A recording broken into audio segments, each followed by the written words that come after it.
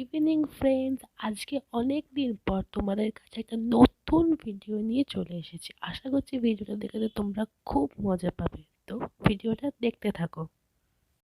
আজকে আমি মুর্শিদাবাদের 25টি অজানা এবং খুব ফেমাস কয়েকটা জায়গার সাথে তোমাদের পরিচয় করাবো এবং সেই বিষয় নিয়ে আলোচনা করব।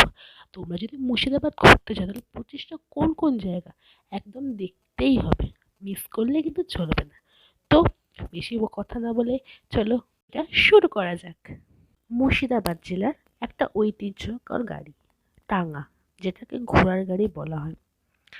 তো মুর্শিদাবাদ এলে এই ঘোড়ার গাড়িটা তোমরা দেখতেই পাবে, কারণ এখানে টুরিস্টরা এই ঘোড়ার গাড়ি করেই সব জায়গায় যায়। কিন্তু ঘোড়ার গাড়ি আর তাছাড়া এখানে টোটোও রয়েছে। ঘোড়ার গাড়ির প্রাইসটা অনেকটাই বেশি, টোটো তুলনামূলক কম। এবার যদি তুমি কোনো টোটো ভাড়া করে নাও, যে তারপর তাকে বলো যে আমি মুর্শিদাবাদের সমস্ত জায়গা ঘুরতে চাই, যেগুলো ফেমাস ফেমাস জায়গা, তো তারা অনেক ফেমাস ফেমাস জায়গার নাম বলবে এবং তোমাকে রেট তখন দিয়ে দেবে। একইভাবে তুমি ঘোড়ার গাড়িতেও যেতে পারো এবং তাদেরকে বলবে যে তোমার কোন কোন জায়গাগুলো যাওয়ার আছে, তো তারাও একটা তাদের জায়গার মতন রেট দিয়ে দেবে।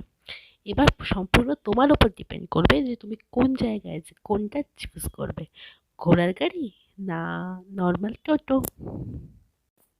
আমরা প্রথমেই দেখে নিলাম মুর্শিদাবাদের সব থেকে ফেমাস কি, হাজারদুয়ারি। হ্যাঁ, হাজারদুয়ারি যেটা সব থেকে ফেমাস। তো আমরা ফার্স্টে ভিজিট করলাম হাজারদুয়ারি, যেটা খোলা থাকে হচ্ছে 5টা অবধি।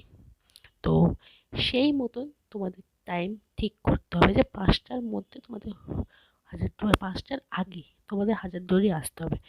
তুমি যদি হাজারদুয়ারি খুব ভালো মতন প্রত্যেকটা জায়গা ঘুরতে যাও তাহলে মোটামুটি হাতে 1 থেকে 1.5 ঘন্টা নিয়ে আসতেই হবে।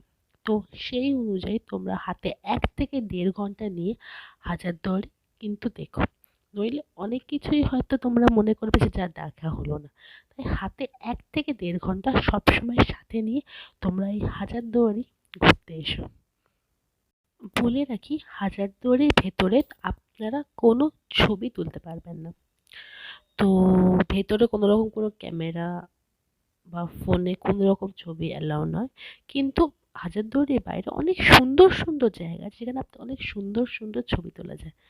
তো আপনারা বাইরে এসে অনেক ভালো ভালো ছবি তুলতেও পারবেন।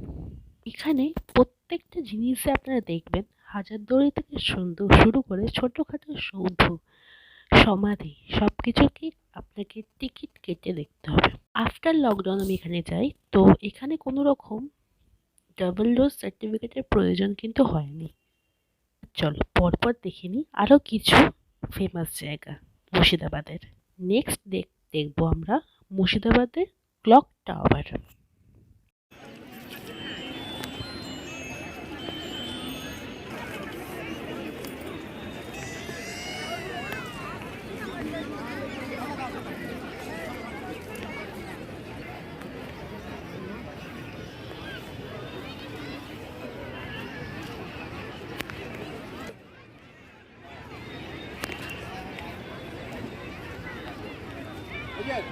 হ্যাঁ, হয়ে গেছে।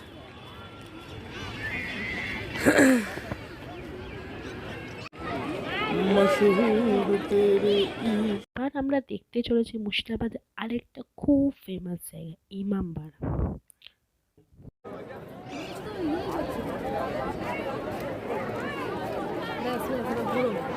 ঘুরিয়ে দেবো ঘুরে যাও। এরকম। স্টপ করো।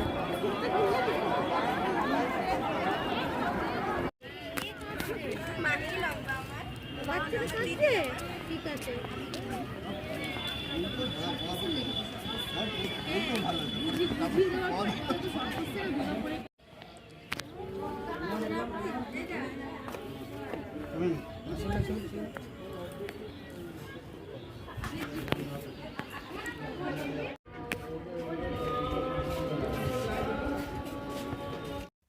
সাধারণত ইমামবাড়ায় ঢুকতে দেওয়া হয় না, ঈদের দিনগুলোতে শুধুমাত্র ইমামবাড়ায় ঢোকার অনুমতি আছে।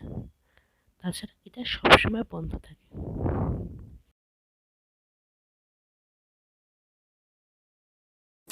এটা হলো হলুদ মসজিদ। এখানে শুধুমাত্র মুসলিম ধর্মের লোকেরাই প্রবেশ করতে পারে। এবার আমরা প্রবেশ করতে চলেছি কাঠগোলায়। এখানে অসাধারণ কিছু অপূর্ব অপূর্ব জায়গা আছে। তো মুর্শিদাবাদ গেলে এই জায়গাটা কিন্তু ভুললে চলবে না। কাঠগোলায় এসে কি কি দেখতে পাবে তার একটা লিস্ট তোমাদের সাথে শেয়ার করলাম, দেখে নিও।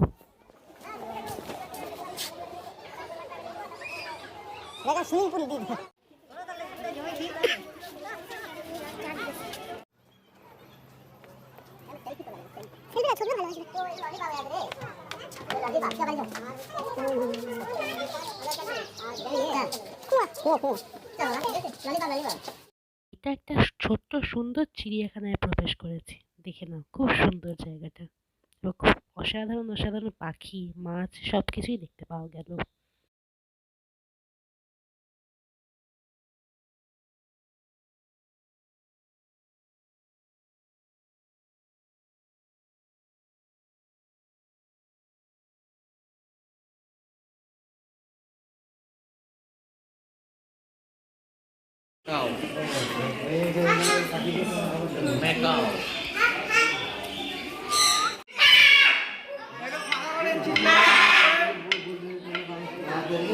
জায়গাটা ফাঁকা করেন না।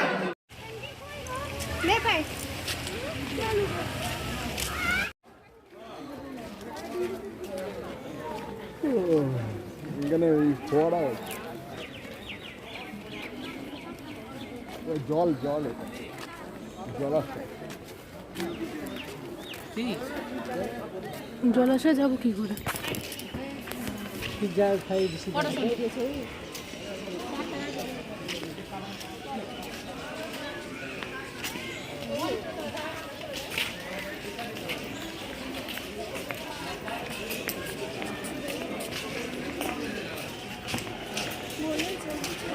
এটা হলো কাঠগোলা প্যালেস।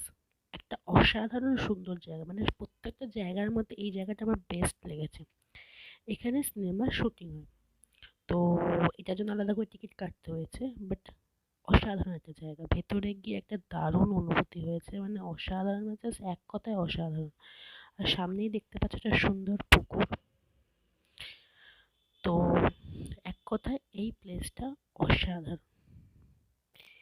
এই কাঠগোলা প্যালেসে যিশু সেনগুপ্তের একটা খুব ফেমাস, আমার খুব পছন্দের একটা সিনেমা শুটিং হয়েছিল, এক যে ছিল রাজা। দেখেই হয়তো বুঝতে পারছো। এবার তোমাদের বলি পুকুরটার কথা। পুকুরটা দেখো কি অসাধারণ। আর এইখানে অসাধারণ অনেক মাছ দেখা গেছে, তোমাদেরকেও সেটা দেখাচ্ছি। দেখো কত মাছ তোমরা দেখতে পাবে এখানে।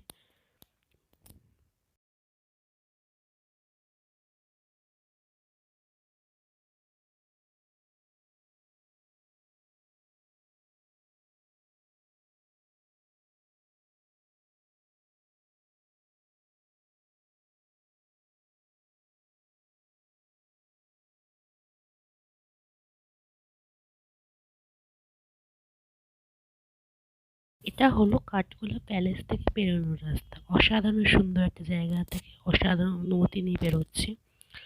তো কাঠগোলা যে সুন্দর সুন্দর জায়গাগুলো দেখার ছিল সমস্ত কিছুই দেখা কমপ্লিট হয়ে গেছে। এবার যাব নেক্সট গন্তব্য, দেখা যাক কোথায় যাওয়া যাক।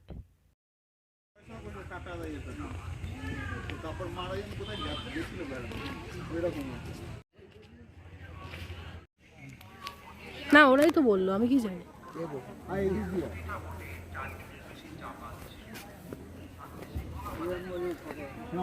দরকার নেই। তুমি কি আসতে চাও ভিডিওতে?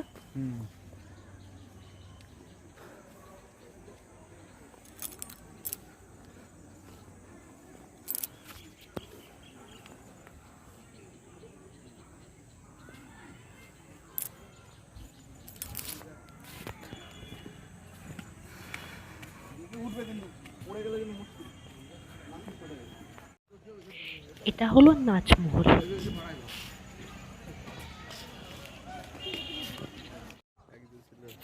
চলো আবার দেখে নি সেই সুন্দর রাজবাড়ি। মানে যতবার দেখছি আমার যেন মন কোনো মতে মানে মানতে চাইছে না যে এবার এখান থেকে চলে যাবো আমি। এত সুন্দর জায়গা, এত সুন্দর জায়গা। সত্যি রাজবাড়ি কি হয়, সত্যি এই রাজবাড়ি অসাধারণ লেগেছে আমার এই রাজবাড়ি। এটা হলো নাসিপুর রাজবাড়ি। এটাও খুব সুন্দর একটা রাজবাড়ি, সে একই রকম। এর ভেতরেও কোনো ফটো তোলা এলাও নয়, তাই বাইরে থেকে তোমাদের সেই সুন্দর দৃশ্যটা দেখাচ্ছি। অসাধারণ একটা রাজবাড়ি। এই রাজবাড়িটা তুলনামূলক এটার মতো না, বাট ওটার মতোই ভালো, সুন্দর। এটাকে বলা হচ্ছে রাজকোষ। ওখানে জিজ্ঞেস করা হলো এই জিনিসটাকে, কোনো নেম প্লেট ছিল না, তো ওখানে বলা হচ্ছে এটা হচ্ছে রাজকোষ। এখানে যত রকমের পুরনো জিনিসপত্র না যত্ন সহকারে পুরুষ আছে, তুমি যাবে? এবার দেখি না কি কি জিনিসপত্র ছাড়া। হ্যাঁ, একটা ছোট্ট সুন্দর মন্দির আছে দেখার মতো, অসাধারণ মন্দির।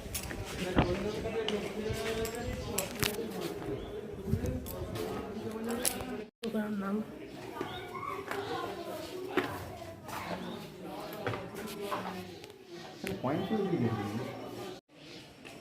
কিছু নেই।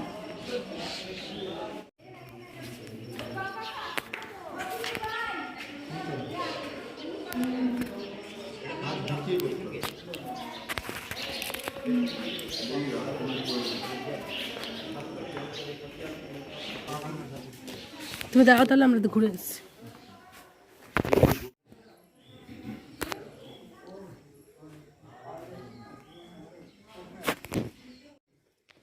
গাড়ি অচল তো, চলে। এবার জুতো খোলো, জুতো পরো। সেই মন্দিরে আমরা প্রবেশ করতে চলেছি। দেখো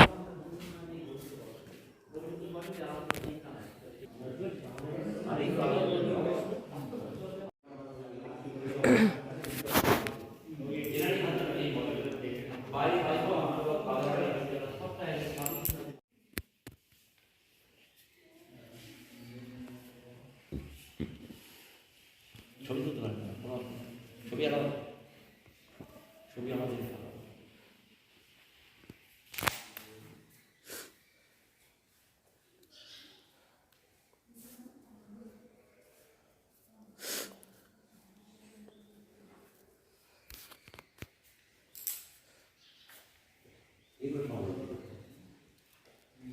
এগুলো স্যার মাঝে সময় ডেলিভারি ভালো দেখতে পায়।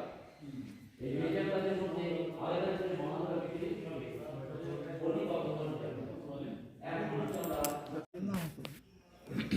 কতজনের রান্না হতো ভাবো তো। এবার আমরা চলে এসেছি হাজার সমাধি স্থানে। এখানে মির্জাফরের তুলতে যাইনি, সমাধি উপায় রয়েছে আমাকে বললো। এবং মির্জাফরের ফ্যামিলি সবার সমাধি রয়েছে। এই তো এই জায়গাটার নাম হচ্ছে এই যে সামনে যে আমি সমাধি দেখালাম, এটা হলো মির্জাফরের সমাধি। তো মির্জাফর আই থিঙ্ক মেয়েদের গুলো কোথায় এরকম ঘিরে ঘিরে করে সবার সমাধি রয়েছে। বেগম ব্রাউন লাইন দিয়ে আছে। হ্যাঁ, কি হয়েছে তোমার?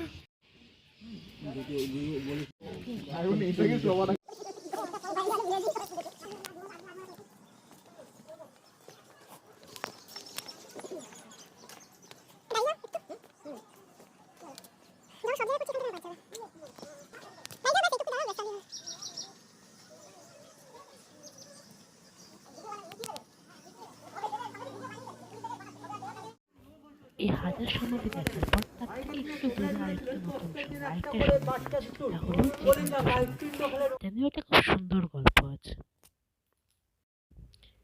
এই জীবন্ত উদ্যান দেখার পর আমাদের ভ্রমণ যাত্রা শেষ হলো, কারণ তখন ঘড়িতে বেজে গেছিল 5টা। মুর্শিদাবাদের একটা নিয়ম আছে, এখানে যত ফেমাস জায়গাগুলো আছে সবগুলোই 5টা অবধি খোলা থাকে। তো আপনাদের আসার সময় সবসময় মাথায় রাখতে হবে যে আপনাদের 5টার মধ্যে সব কিছু দেখা কমপ্লিট করতে হবে। আপনারা যদি সকাল সকাল সব জায়গা ভ্রমণে বেরোন, তাহলে 5টার মধ্যে আপনারা সব জায়গায় কভার করতে পারেন। আমাদের কাটরা মসজিদ দেখার কথা ছিল, কিন্তু সময়ের অভাবে আমরা সেখানে যেতে পারিনি। তো আশা করছি আপনাদের এই ভিডিওটা খুব ভালো লেগেছে, এবং ভিডিওটা ভালো লাগলে আমার পাশে থাকবেন, একটা ছোট্ট লাইক দিয়ে দেবেন। আর এরকম আরও নানান ভ্রমণ ভিডিও পেতে আমার এই চ্যানেলটার সাথে থাকুন, চ্যানেলটাকে সাবস্ক্রাইব করে আমার পাশে থাকুন। আজকের মতো এইটুকু বলে আমি আমার ভ্রমণের কাহিনী শেষ করলাম। আবার পরের কোনো ভালো সুন্দর ভিডিও নিয়ে আপনাদের সাথে দেখা হবে। ততক্ষণের জন্য টাটা।